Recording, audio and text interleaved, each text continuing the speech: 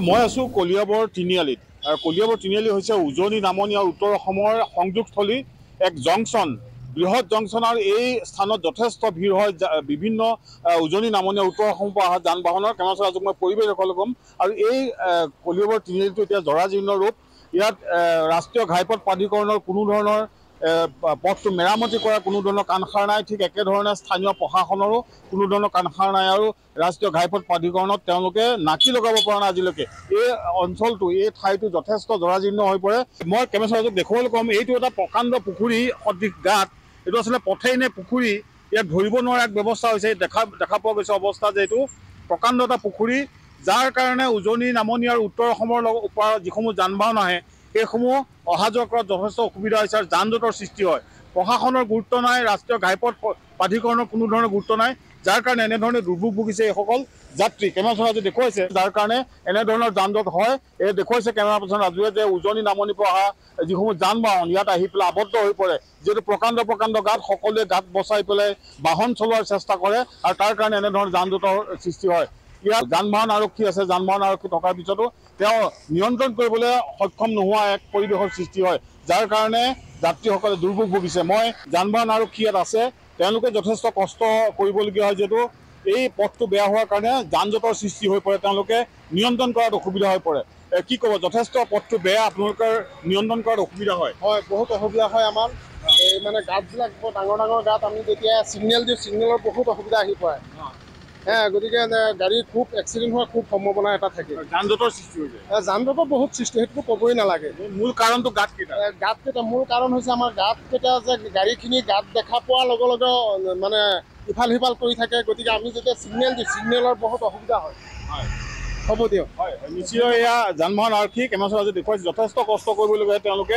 আৰু মই ইতিমধ্যে কৈছোঁ, এয়া উজনি আৰু নামনি আৰু উত্তৰ অসম সকলো দিশৰ পৰা অহা যান বাহনসমূহ এই স্থানত আহি সংযোগ হয় আৰু ইয়াতে আহি যান জঁটৰ সৃষ্টি হয়। মূল কাৰণ হ'ল ইয়াত প্ৰকাণ্ড গাঁতৰ, পুখুৰী সদৃশ গাঁতৰ সৃষ্টি হৈছে। যাত্ৰীসকল অহাত অসুবিধা হয়। হয়, সদায় আহোঁ আমি, স্কুলৰ ল'ৰা থাকে।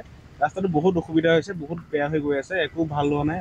অভাৰব্ৰিজখনো যেনেকৈ হ'ল তেনেকৈ থাকিয়ে গ'ল আৰু ভালকৈ একেবাৰে বেয়া অৱস্থা, একদম বেয়া। হয়, নিশ্চিতভাৱে। আৰু ইয়াৰ লগতে এখন ইতিমধ্যে উল্লেখ কৰিছে এগৰাকী চালকে যে যিখন উৰণ সেতু ইয়াত নিৰ্মাণ কৰিছিল, আজি প্ৰায় 11 বছৰ অতিক্ৰম কৰিলে উৰণ সেতু এনেধৰণে থাকিলে, সম্পূৰ্ণ নহ'ল। সেইটো এটা কাৰণ, যাৰ কাৰণে ইয়াত এনেধৰণৰ যান জঁটৰ সৃষ্টি হয়। যি ইয়াতে চিমপ্লেক্স নামৰ যিটো নিৰ্মাণ প্ৰতিষ্ঠান আছিল, তেওঁলোকে তেওঁলোকৰ গাফিলতিৰ কাৰণে, ৰাষ্ট্ৰীয় ঘাইপথ প্ৰাধিকৰণৰ গাফিলতিৰ কাৰণে এনেধৰণৰ অৱস্থা হৈছে, যাৰ কাৰণে যাত্ৰীসকলে দুৰ্ভোগ ভুগিছে। যিটো দেখা গৈছে এইটো যথেষ্ট ব্যস্ত এটা পথ, আপুনি অহা যোৱা কৰে, প্ৰকাণ্ড গাঁত হৈছে। কি ক'ব? অহা যোৱা কৰি আছো, কিন্তু মানে কি আৰু সদায় অলপ অসুবিধা হয়ে আৰু যান জঁট বেছি হৈ যায়। ট্ৰাফিক থাকে কিন্তু মানে তেওঁ সমস্যাৰ সৃষ্টি হয়ে, গাঁতকেইটাৰ কাৰণে বেছি সমস্যাৰ সৃষ্টি হয়। কি ক'ব, প্ৰশাসনক বা চৰকাৰক কি আহ্বান জনাব? আহ্বান মানে কি আৰু, তেওঁলোকে যদি দলংখন অলপ সোনকালে কৰিলেহেঁতেন, তাৰ উপৰি ৰাস্তাটো যদি মেৰামতি কৰিলেহেঁতেন, সকলোৰে সুবিধা হ'লহেঁতেন, ইমানেই আৰু। হয়, নিশ্চিতভাৱে এয়া এগৰাকী মহিলা যাত্ৰী, তেওঁ গাড়ী লৈ আহিছে আৰু যথেষ্ট অসুবিধাৰ সৃষ্টি হৈছে। কেনেধৰণে আজি দেখুৱাব, এই প্ৰকাণ্ড গাঁতত তেওঁলোকে পেলাবলগীয়া হয়, গাড়ী যথেষ্ট অসুবিধাৰ সৃষ্টি হয় আৰু যাৰ কাৰণে এতিয়া ইয়াত যান জঁটৰ সৃষ্টি হয়। কেনেধৰণে আজি দেখুৱাইছে যে বাহনসমূহ যাব নোৱাৰে, কলেজীয়া ছাত্ৰ ছাত্ৰী এয়া আহিছে, তেওঁলোক অহা যোৱা কৰাত যথেষ্ট অসুবিধা হয়। তাৰপিছত আজি দেখুৱাইছে এয়া কেনেধৰণৰ অসুবিধাৰ সৃষ্টি হৈছে। গাঁতত গাড়ীৰ চকা পৰি তেওঁলোকে আগবাঢ়িব নোৱাৰে, যাৰ কাৰণে যান জঁটৰ সৃষ্টি হয়। মই এগৰাকী পথচাৰী পাইছোঁ, মই তেখেতৰ পৰা জানিব বিচাৰিম, কি ক'ব, আচলতে অতি ব্যস্ত এটা জংচন, কিন্তু পথটো এতিয়া জৰাজীৰ্ণ ৰূপ, যাৰ কাৰণে যাত্ৰীসকলৰ আপোনালোকে খোজকঢ়াই অহাটো অসুবিধা হৈছে। মানে অতি দুখৰ বিষয়, এই তিনিআলিটো ইমান জাম। আপোনাৰ এই যে তেজপুৰৰ পৰা অহা, ইফালেদি আপাৰ আছামৰ পৰা অহা, ইফালে গুৱাহাটী নগাঁও ইফালৰ পৰা অহা ৰাইজৰ ইয়াত ইমান দুৰ্ভোগ হৈছে যে ইমান মানে ক'বলৈ কোনো ৰাস্তাই নাই। গাঁত গোট আছে, কনষ্ট্ৰাকশ্যন চলি থাকিলেও কমচে কম গাঁত গোটখিনি ৰিপেয়াৰ কৰি থোৱা হ'লেতো মানুহৰ ৰাইজৰ অলপ সুবিধা হ'লহেঁতেন। কনষ্ট্ৰাকশ্যনটো একেবাৰে এইটোতো 11 বছৰ পাৰ হৈ গ'ল। আৰু এইটোৰ কাৰণে ইয়াৰ ৰাইজে উত্তৰ ফালৰ ৰাইজ হওক, দক্ষিণৰ ৰাইজ হওক, পূবৰ পশ্চিমৰ ৰাইজৰ কিমান অসুবিধা হৈছে যে ক'বলৈ কোনো বাকী নাই। আৰু ইয়াত যিবিলাক যাত্ৰী অহা যোৱা কৰে তেখেতলোকেহে জানে।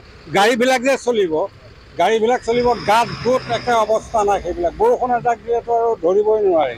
হয়, আচলতে স্থানীয় এটা প্ৰশাসন আছে আৰু সম জিলা প্ৰশাসনে একো আৰু সমজিলা প্ৰশাসন ওচৰতে হেৰি আছে, কোনো গুৰুত্ব নাই। কাকো একো নকয়ে নে কিয়ে নে একো আমি পাব্লিক হিচাপে একো বুজিবই পৰা নাই। এয়া এনেধৰণে আচলতে তেওঁলোকে ইয়াৰ ক্ষোভ প্ৰকাশ কৰিছে যে প্ৰশাসন থকাৰ পিছতো এটা স্থানীয় প্ৰশাসন আছে, প্ৰশাসনো কোনো ধৰণৰ ব্যৱস্থা লোৱা নাই।